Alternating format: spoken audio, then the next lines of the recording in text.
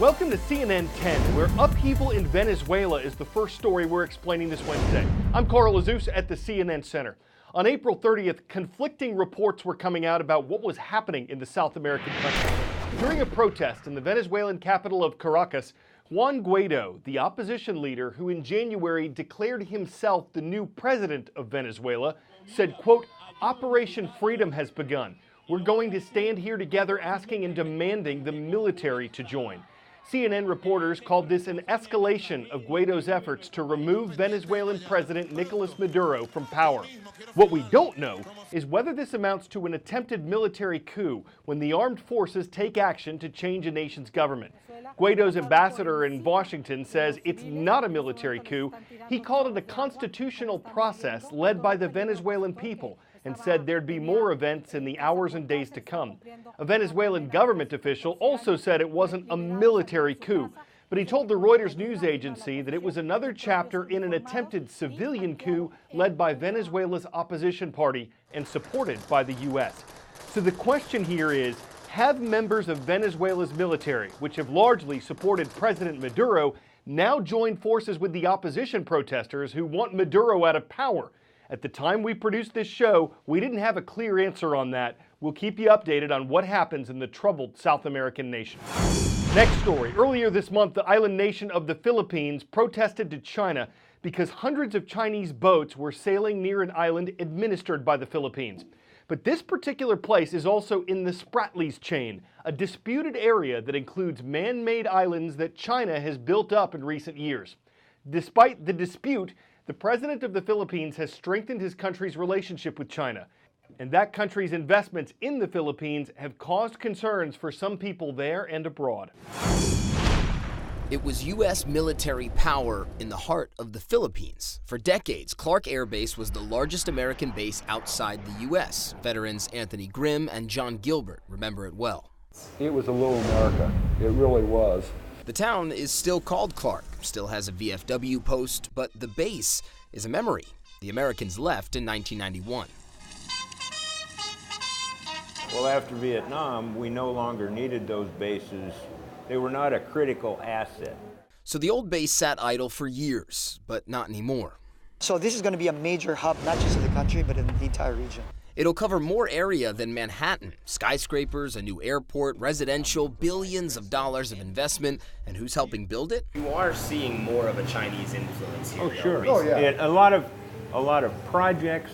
Chinese money has poured into the Philippines recently, joining other firms already here. This company, owned by China's government, is building a road a half-mile away. The steel going up isn't from Pittsburgh.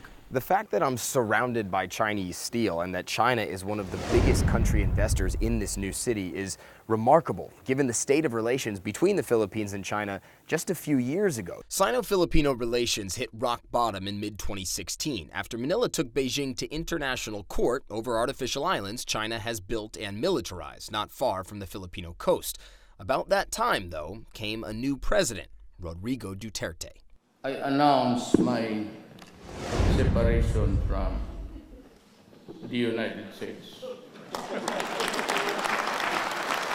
Duterte said that in Beijing and soon cozied up to China. China has since pledged tens of billions of dollars to projects in the Philippines, whose supporters call healthy, necessary loans. The sheer scale that China brings is something that not a lot of countries can bring to any economy.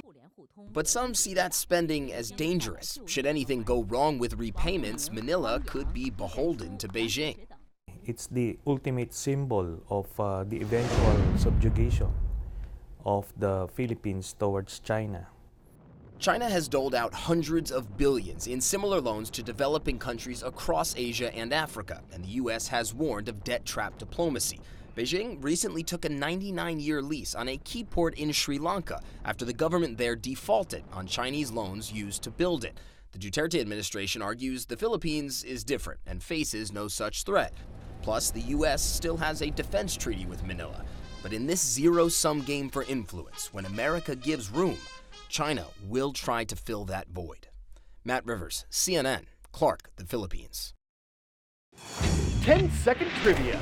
Which of these African nations borders both Lake Victoria and the Indian Ocean? Somalia, Uganda, Ethiopia, or Kenya? The only one of these countries that borders both of these bodies of water is Kenya.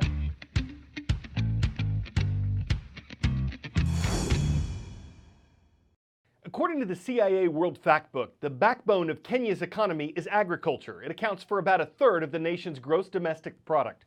But tourism also factors in, and when a married couple from the U.S. state of Nevada recently traveled to Kenya, they wanted something a little bit off the beaten path of safaris and big game hunting.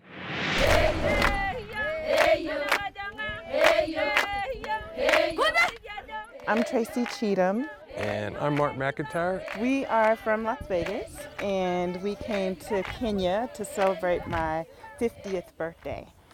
This guy said I could go anywhere in the world, and I picked Kenya. Holy moly. We're within the Ollantilla Conservancy, which is about 40,000 acres of community land and 3 times the size of Manhattan.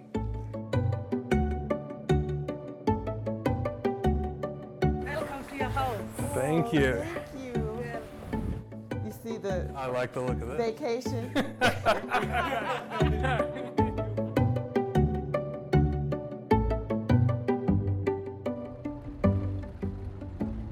Most of our guests are thoughtful, intelligent people. And thoughtful, intelligent people just love to solve problems. So we show them problems, and their response to that is, how can I help? We built schools, we employed teachers, we built a hospital. Nice to meet you. I wanted to make a donation to the kids for school supplies. I didn't want to come to Kenya for safari. I wanted to come to Kenya for the people. I wanted to learn about the culture because that's not what people do. And I loved going the opposite direction. The problem with these students, they come from far. How far are they traveling to get here? Some maybe go as far as 10 kilometers, 5 kilometers. So that's what you all are working for now? You want some place where, so they don't have to walk so far to go to school? Yes.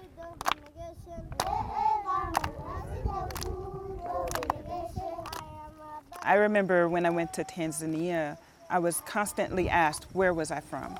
And I would say, I'm sorry, what? What part of Africa are you from? And that's how this all got started, because I couldn't answer that question.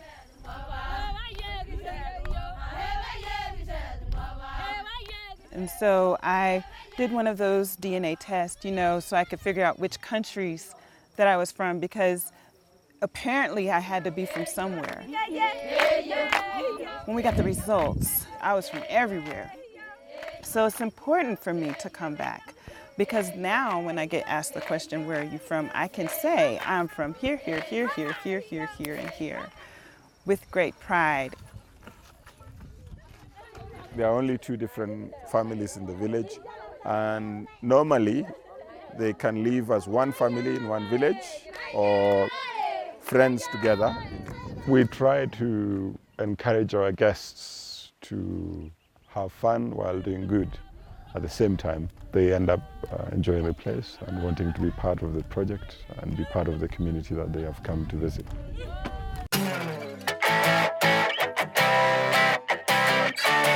Well, this is unlikely. At Ohio's Walnut Hills High School, 17 students recently got a perfect score on the ACT, a college admissions test.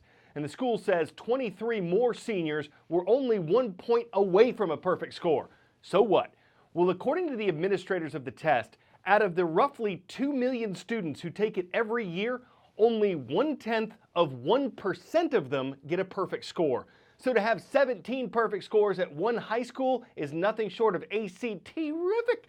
They became #1 with a #2 pencil. They set a new standardized. The teachers had a multiple choice of students to congratulate. Just don't tell a competing exam they had a scholastic aptitude for it. That might test some nerves. I'm picking C and A for Carl Azuz on CNN.